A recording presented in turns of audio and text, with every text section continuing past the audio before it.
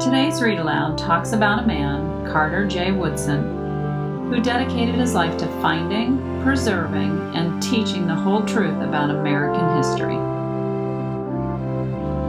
Carter reads the newspaper. Written by Deborah Hopkinson, illustrated by Don Tate.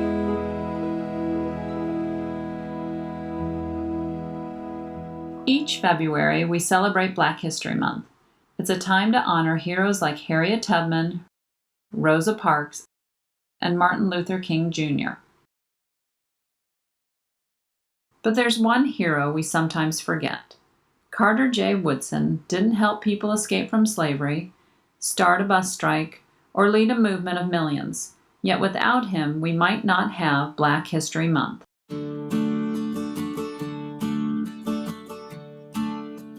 This is his story. Carter was born on a small farm in Virginia in 1875, 10 years after the end of the Civil War.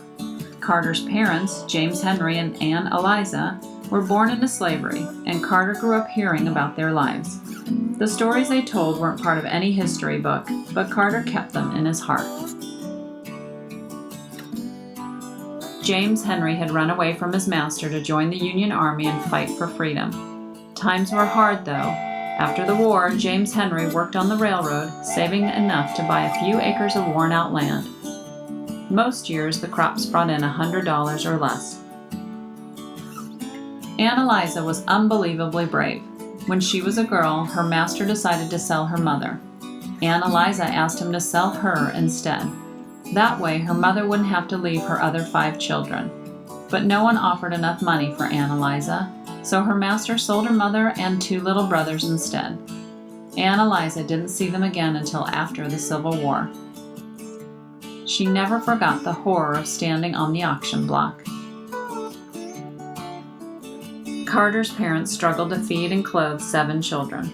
Especially in winter and early spring, food was scarce. Carter, the youngest, once said, "We would leave the table hungry to go to the woods and pluck the persimmons."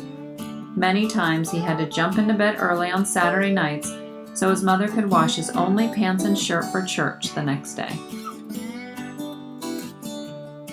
Carter could only attend school 4 months each year. The rest of the time he was needed to work on the farm. Learning didn't happen just at school.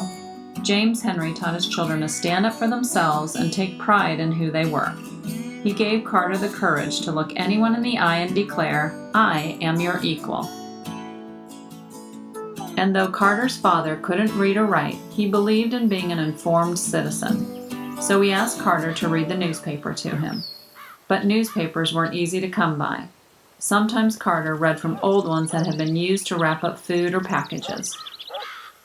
Reading the newspaper gave Carter his first glimpse of the wider world. Carter longed to go to high school, but his family needed him to earn money. When he was 15, he hired himself out to nearby farms, working long hours under the hot sun. He also drove a garbage wagon. High school would have to wait. Carter's older brother, Robert, found good paying work in the coal mines of West Virginia. Carter decided to join him there. Mining was grueling work for a boy not yet 17. It was dangerous. Once, a piece of slate came crashing down on Carter's head. He never forgot his time in the mines. Years later, Carter said, "I am a coal miner and I can take anything." In this harsh place, Carter met a man named Oliver Jones. You'd have to look hard to find Oliver's name in a history book, but in that small mining camp in Fayette County, West Virginia, Oliver did something important. He changed one life, and that life changed many. Like Carter's father, Oliver was a Civil War veteran who believed in education.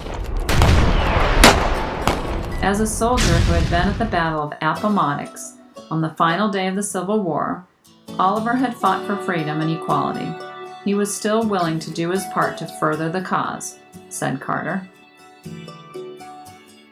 Each evening after working in the mines, Oliver threw open the doors of his little house to other miners. He made his home a reading room, filling it with books by African American writers with newspapers from all over the country. He sold ice cream and fruits, all at prices the men could afford. At first, Carter just went for the food, but that changed, Carter said. When Oliver Jones learned that I could read, he soon engaged me to inform him and his friends as to what was in the daily newspapers.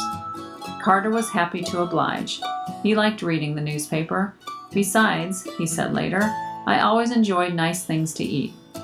Carter admired Oliver. He was a well-educated man, but he could neither read nor write, said Carter. He learned through others. Carter began to learn in the same way. Carter had longed for school. Life at Oliver's tea room turned out to be school of a different kind. Whenever Oliver and the other miners had questions about something Carter read in the newspaper, it was Carter's job to research the answers. If a Civil War veteran was in the news, Oliver wanted to know all about the man. I had to look him up in the books, inform my friends as to what battles he had fought, said Carter. If there was a question about economics, politics, or a new law, it was up to Carter to find out all about it in the newspaper and explain it to his friends. Carter was inspired by Oliver and the circle of men committed to freedom, equality, and knowledge, men whose own life stories would never be in history books. And so the seeds of Carter's own life work began to grow. My interest in penetrating the past of my people was deepened. Carter worked in the mines for 3 years. When he was 20, he moved home to Virginia to start high school. He finished in just 2 years. Carter went on to college and became a teacher. He continued to study and work, earning a master's degree when he was 33. Then, when Carter was 37, he earned a PhD in history from Harvard University, the second African American to do so. W.E.B. Du Bois was the first. Carter was the first and only Black American whose parents had been slaves to receive a doctorate in history. At Harvard, so the story goes, one of Carter's professors said that Black people had no history. Carter remembered his father's pride, his mother's courage, and Oliver's determination to learn. He remembered reading the newspaper. Carter spoke up. No people lacked a history, he said. The professor challenged Carter to prove him wrong. For the rest of his life, Carter did just that. In 1926, he established Negro History Week. Later it became Black History Month. Carter chose the second week of February to mark the birthdays of Frederick Douglass and Abraham Lincoln. Today, our entire nation celebrates Black History Month, and we honor Dr. Carter J. Woodson as the father of Black history. But in 1926, Carter was alone with his new idea. He had to blaze a trail. He had to spread the word at a time when there were no computers or internet or televisions. So Carter sent pamphlets about Negro History Week out to schools, colleges, churches, and women's clubs. And of course, he sent notices to newspapers. The boy who began by reading the newspaper to others transformed the way people thought about history. He fought for a history based on truth, a history that includes all people. Carter J. Woodson didn't just study history, he changed it, and we can too.